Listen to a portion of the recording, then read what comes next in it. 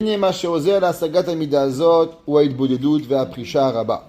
avait vu déjà que pour pouvoir arriver, il faut la hitbodedut, se séparer avec Kadosh Baruch Hu, parler avec Dieu, être avec Dieu, ve'aprisha rabba, et que l'homme il doit vivre sa vie pas trop avec des plaisirs corporels. Plus l'homme il a du plaisir, plus il s'éloigne de Dieu. On avait encore dit, c'est pas manger, boire et dormir, c'est du plaisir sur du plaisir. Shiur fois shelema Efrat Miriam bat Yaakov be'ezrat Hashem. Avraham ben Chana, Aaron ben Avraham. Efrat Miriam bat Yaakov, c'est la même qu'on avait fait. Ok? Alors, כדי שבהיעדר המטרידים תוכל נשו להתגבר יותר מקרב הבורא. רבקה בת יעקב בית השם. Et la personne, avec, en enlevant les plaisirs, ouais, alors il peut se rapprocher à Kadosh Baruch Hu. Mafsidi amidahem chesron ayidiot. Généralement, dans la vie, il y a une chose. Je vais raconter une histoire, souvent je vais les raconter, mais raconte encore une fois. Il y avait un jour un enfant, son père lui a dit que la Torah, elle vaut tout l'or du monde. La Torah, elle n'a pas de prix, elle n'a pas de valeur. Alors un jour, l'enfant il étudiait, il avait chèque d'apprendre. Et un jour, il avait envie d'un bonbon.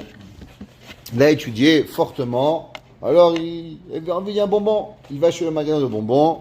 Il dit bonjour, je peux avoir ce bonbon. Il dit ça coûte $1 mon fils. Il dit regarde, je vais te dire un daf de Gemara et je prends le bonbon. Il dit monsieur, ici on n'est pas un Beth Midrash. Ici on est un magasin de bonbons. Tu payes le bonbon, tu reçois un bonbon. Tu payes pas, tu reçois pas un bonbon. Enfin, il rentre à la maison, il dit papa, et tu dis plus la Torah. Je dis pourquoi mon fils? Et toi tu me dis la Torah. C'est vrai la Torah, alors non. Un bonbon à $1, je ne suis pas arrivé à avoir. Tu me dis que c'est mieux que l'or. De quoi tu parles? $1, un bonbon d'un chocolat d'$1, je n'ai pas pu avoir. Ça vaut rien dans la Torah, Hav Shalom. Et bonne question. Le père il a pris, il avait une bague, il y avait un diamant. Il va chez le gars, combien ça coûte? Le gars, il ne connaissait pas le vendeur de bonbons. Tu le vends pour $100. Il allait chez un argentier et il lui a demandé combien tu me donnes? $1000. Il est allé chez Moshe Argadji, il lui regarde la bague. Ouais, c'est un 2 carats. 2 carats, ça vaut $25 000. Il a dit je ne comprends pas. Pourquoi le premier m'a donné $100, le deuxième $1000 et le bijoutier m'a donné $20 000? Et tu comprends que ceux qui ne comprennent pas les bijoux, là, il ne comprend pas ce que ça veut dire, il croit que c'est un bout de pierre, il ne va pas comprendre. Et tu vas voir un magasin de bonbons, est-ce que tu comprends que lui, il va comprendre ce que c'est la Torah? Il faut aller chez le Hacham, va chez le Ra, il va te donner qu'est-ce que ça dit la Torah. Ne va pas chez le vendeur de bonbons qui va comprendre ce que tu veux. Pareil, la personne, tout ce qui nous arrive dans la vie, tout ce qui nous arrive, il faut toujours évaluer ce que tu gagnes et ce que tu perds. Un homme, sa femme, elle lui a raté le couscous. Tu as le choix. Est-ce que ta femme, elle vaut que tu lui cries pour un couscous? Est-ce que ta femme, c'est un couscous? Est-ce que ta femme, c'est une patate? Tu dis, ouais, t'as raté la patate! Mais est-ce que j'ai une patate? Mais sur une balance, ma femme et la patate, est-ce que ça se compare? Ouais? C'est quoi le shayar? Non, l'homme qui se bagarre avec sa femme pour une patate, c'est qu'il prend sa femme pour une patate. Alors automatiquement, Béhémet, si sa femme a une patate, elle a une patate, alors qu'il se bagarre avec elle pour une patate. Un enfant, son fils, il est arrivé, il va, il le frappe, il lui crie. Pourquoi? Parce qu'il lui a sali une nappe. Est-ce que ton fils il vaut une nappe? Ton fils il vaut $10? Même s'il a déchiré la nappe, combien tu serais pris pour qu'on fasse de la peine à ton fils, à ta femme, à ton père, à ta mère? Toute chose qu'un homme y réagit, il faut avoir une chose dans la tête. Mais en valeur. L'objet, la personne. La situation et la personne. Si l'homme il n'arrive pas à faire ça, il y a un des grands rachamim du monde, il a dit un jour, combien l'homme il vaut? Il dit, moi en banque j'ai $1 million. Moi j'ai 2 millions. Moi j'ai $500 000. Il dit, ça ne vaut rien du tout. Tu sais combien tu vaux? Tu vaux sur quoi tu es prêt à perdre sans émotion. Si ta femme, elle te renverse du jus de raisin sur ta nappe et tu piques une crise de nerfs, tu vaux une nappe. Ton fils, si t'as cassé un jouet d'$1, tu le frappes, tu vaux $1. Ta fille, elle t'a cassé un verre qui vaut 6 verres pour 10 pièces et t'as pété une coche, ça veut dire que tu vaux $1,25. C'est ça que tu vaux. Simple, net et précis. L'homme, il doit voir à combien tu vaux. Il dit le Ramchal, tout ce qu'on a dans la vie, il est basé sur un seul Nekuda. Combien tu gagnes et combien tu perds. Si tu n'es pas capable de faire ce calcul-là, tu ne peux pas arriver. Ce qu'a dit dans Pirkei Avot. Ouais, l'homme il doit regarder le mafsil et le revar. Hem chesaron hayediot. Tout ce que l'homme il va perdre, c'est parce qu'il ne sait pas. Il croit qu'il a un bout de verre quand il a un diamant. Verov ha'hevraim bnei adam. Et aussi, la majorité des gens, ceux qui ne savent pas, c'est combien on est influencé par rapport aux gens autour de nous. Va dans un pays où tout le monde s'insulte, alors tu insultes les gens. Moi, j'ai enseigné un jour à l'université à Montréal, et je leur ai dit que quand on parle aux gens, la façon comment une personne elle parle, alors automatiquement, j'ai enseigné au collège Hansik. Je lui ai dit un jour que tout comment une personne elle parle, d'où dépend d'où elle vient, alors elle doit savoir. J'ai un exemple. Un Québécois, il dit à son fils, je vais te tuer, appelle la police. Un Québécois qui dit à sa femme ou à son fils, je vais te tuer, il va vraiment le tuer. Il va appeler. Un Marocain dit, je vais te tuer. C'est bon, il va rien lui faire, c'est normal, c'est une coutume. C'est comme ça veut dire, Baruch haba mon fils, je t'adore. Ok? L'homme, comment tu vis, c'est comme ça il est. L'homme, il doit savoir, c'est culturel. Il y a une culture derrière la langue. Le Ram Khalidin, pareil. L'argent, on ne se rend pas compte. Il y a des gens, des gens ils crient, les gens ils sont fâchés. C'est naturel parce qu'ils savent. Pareil, un homme il mange, un homme il boit, un homme il vit. Prends ici, Baruch Hashem, tu n'as pas une piscine chez toi. Une piscine, c'est un millionnaire. Tu vas à Los Angeles, tout le monde a une piscine. Tu ne te rends même pas compte que tout le monde a une piscine. Tout le monde fait comme tout le monde. Tout le monde s'en aide pour une piscine. Pourquoi tout le monde s'en aide? C'est comme ça tout le monde y fait. Il y a beaucoup de choses qu'on fait sans réfléchir parce que la chevra, elle est becheotanu. Qui a chomriyut motziet mino. À cause que le matériel, il trouve les gens. Ça veut dire, plus tu as de l'argent, et puis tu vas aimer dépenser, plus tu vas avoir du show-off, plus tu aimes le show-off, et puis tu vas commencer à acheter des bijoux, et à ci, à là, à faire montrer comment les choses sont faites. Venéor, et elle se réveille, umitchazek, il se renforce, venisheret, anefesh lechudabo, velo titse maasara. Dans l'homme, on a toujours dit qu'il y a deux choses. Il y a le nefesh et le gouf. Gouf unchama. Maintenant, la même façon qu'un homme qui étudie la Torah, plus il aime la Torah comme un poisson, alors il écoute, il va avoir un poisson, qu'est-ce qu'il fait? Quand il pleut, il va attraper une goutte d'eau. Mais tu vis dans l'eau, mais c'est une goutte neuve, alors il va attraper une nouvelle goutte. Pareil, la Torah, celui qui aime la Torah, encore un mot de Torah, encore un chapterain, encore à voir. Celui qui est matériel, plus il aime le matériel, plus il aime, et plus il veut, et plus il aime, et plus il veut. On raconte qu'il y avait le sabbat de Novardok. Le sabbat de Novardok, il était, Rabbi Yosef Yuzel, c'était un Ish Kaon de Kadosh. Il avait 400 yeshivot avant la guerre. 400 yeshivot, il y avait en Europe des yeshivot de Novardok. Il ramassait l'argent pour les yeshivot. Il allait de ville en ville. Et son père, quand il nifta le sabbat de Novardok, il a laissé à son fils un cahier avec chaque personne combien il donnait d'argent. Il allait d'année en année, celui-là me donnait 1000, je me donne 10 000, je me donne 5 000. Comment on fait maintenant aujourd'hui? Alors, quand il nifta le sabbat de Novardok, son fils, il a pris la place. Il allait chez un homme qui donnait 100 000 roubles. À l'époque, c'était une fortune comme 100 000 dollars au sabbat de Novardok. Et quand il est arrivé chez lui, alors il lui a donné 1000 roubles. Il dit, Mechila, vous savez, j'ai juste une question, merci beaucoup pour ce que vous m'avez donné, mais la yeshiva, elle tenait sur vous. Et mon père, il m'a écrit dans le calepin que vous donniez 100 000 roubles. Comment vous donnez que 1000 roubles? Elle dit, je vais t'expliquer. Et tu sais, ma maison, c'est un palais, c'est un château. Et ici, le tapis que tu marques, c'est un tapis persan, c'est du marbre. Le fauteuil que tu es là, c'est un fauteuil qui vient d'Italie. Et chaque verre chez moi, c'est un musée. C'est le musée de... le Paris, là, comment il s'appelle le musée du Louvre, ma maison. Elle dit voilà. Et tu sais, et moi j'adore l'argent. J'adore les belles choses. Moi, ma vie, chaque chose, ça doit être beau. Fourchette, un couteau, un verre, une nappe. C'est le musée du Louvre chez moi. Chaque chose qui rentre ici, il est réfléchi et on dépense l'argent qu'il faut pour que ça arrive. Et j'adore l'argent. Tu sais pas combien j'aime l'argent. Et le seul qui arrivait à me faire oublier l'argent, c'est ton père. Ton père, il arrivait chez moi, toujours en hiver. Et le sabbat de Novardok, il était toujours en train d'étudier. Et il arrivait, le pauvre, il ne se rendait pas compte. Mais quand il arrivait chez moi, généralement, il ne faisait même pas attention. Il était vieux, il ne remarquait rien. Il ne rendait pas. Juste ce qu'il voulait, c'est venir, ramasser l'argent pour la yeshiva et repartir. Et il arrivait avec les bottes, plein de neige. Et il salissait le fauteuil. Et le pauvre, mais il ne se rendait pas compte. Mais moi, quand je voyais cet homme-là, qui arrivait, mais il n'a rien remarqué, ni le fauteuil, ni le tapis, ni rien. Il était totalement absorbé dans sa yeshiva. Il arrivait, il parlait de Torah, il rentrait, il sortait. Il voyait rien, aucun matériel. Pour lui, ça n'existait pas.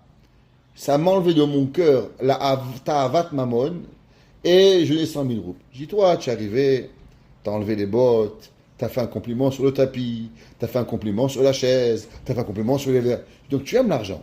Si tu aimes l'argent, je l'aime encore plus que toi. Alors maintenant, je ne peux pas donner d'argent. Il a dit, ce monsieur, l'homme, il faut savoir que quand on réveille la ta'avat mamon, ça réveille. Plus tu en as, et plus tu aimes. Plus tu manges, et plus tu veux manger. Plus tu bois, et plus tu veux boire. Un homme, un enfant, Coca-Cola, $2. Pour lui, c'est le summum. Il grandit, Coca-Cola, là, il faut Fanta, $3. Après, il faut Orangina. Après, il faut du vin. Après, il faut du whisky. Après, Hassagot. C'est pas possible. Mon fils, il m'a dit Shabbat. Tu sais, papa, des fois, je suis allé Shabbat chez des gens en New York.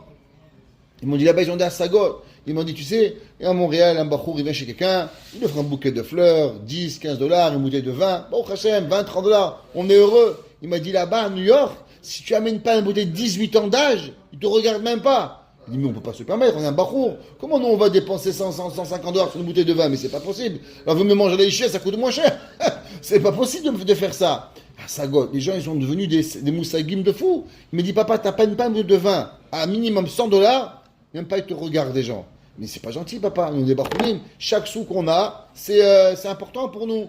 Et l'homme, c'est ce qu'il dit ici. Que plus tu as du Yetzerat Avat Mamon, et plus tu grandis.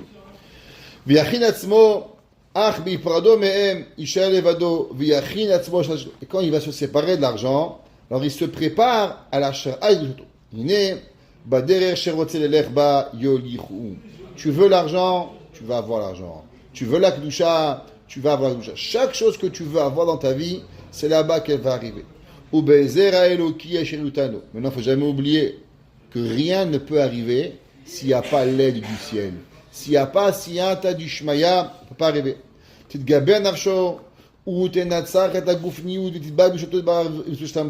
L'homme va se réveiller, il va gagner les plaisirs corporels, il va se coller à la et l'homme il va monter dessus, la mala au-dessus, alors quand il a passé la sainteté, la tahara, la kedusha, alors il peut arriver quoi? À la présence divine. Donc on voit quand David Amelech il était Av les Ruach HaKodesh, c'est quoi? Qu'il avait toutes ses midot. David Amelech était Bal Ruach HaKodesh, c'est le Av, c'est dans le Zohar, dans le Rizal, c'était le summum. Pourquoi? C'est qu'il était un homme kadosh vetaor, comme c'est pas possible. Shekvar tagia askalato liot le mala mechok enoshi, qu'elle va arriver sa pensée au-dessus de tout être vivant.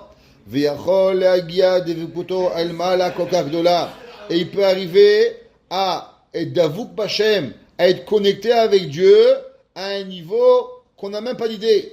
Shekvar yemaser biado mafte'ar shel triyat hametim. Il dit le Ramchal qu'un homme qui arrive à Ruach HaKodesh, tu sais qu'est-ce qu'Hachem lui donne? La clé de la résurrection des morts. Il y a 3 clés dans le ciel. Il y a la clé d'Aparnassa, la clé des femmes enceintes, d'ouvrir le ventre des femmes pour qu'elles ont des bébés, et la clé de Triyat HaMetim. Et c'est marqué que depuis que Eliyahu Navi et Elisha, ils ont reçu la clé de Dieu, ils n'ont plus jamais redonné à Dieu.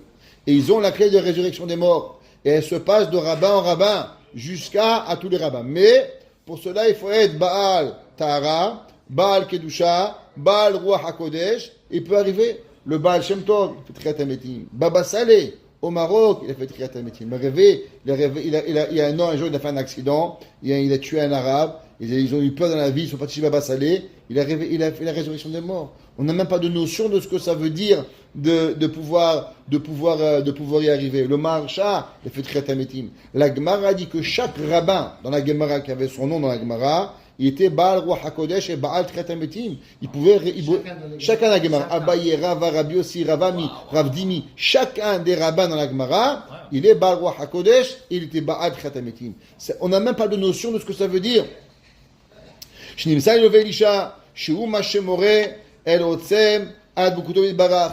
Ça c'est quoi? C'est que l'homme, il est un conduit de la vie. L'homme, il est connecté avec Dieu. Donc il va à la source même pour pouvoir récupérer la kedusha.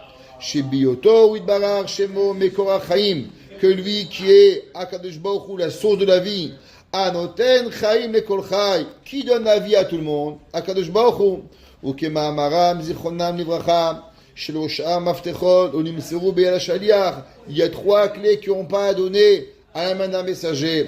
Maftech Triat Ametim, ouais, Yine Adavek Bo Idbarat, Vekut Gamur, Yuchal Imshoch Umenu Idbarat. Ici, le Ramchal, il répond à une question.